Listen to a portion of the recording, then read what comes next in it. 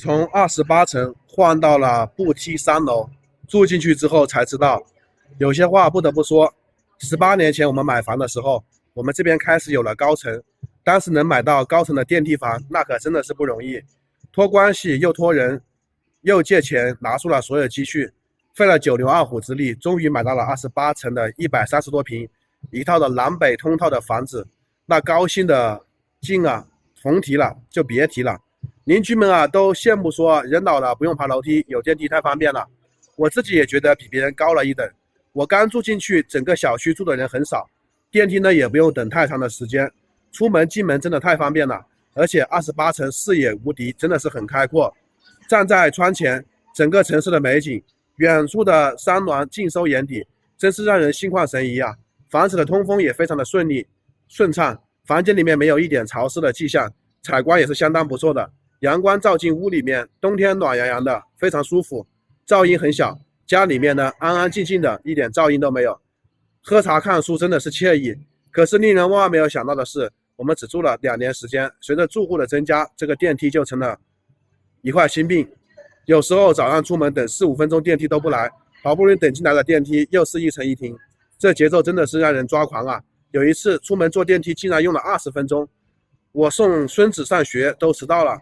这时候为了孙子不迟到，我都要提前20分钟出门买电梯，就是按电梯，为了方便。现在倒好，不但浪费时间，还容易让人上火。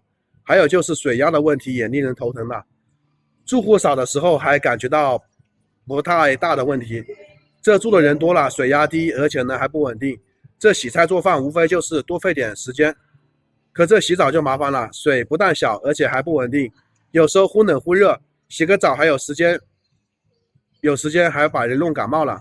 这住在高层住了几年，越来越感觉的这买高层不划算。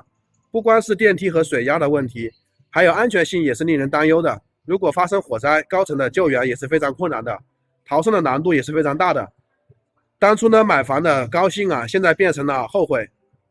我和老婆呢商量想换房，可这也是有难度的。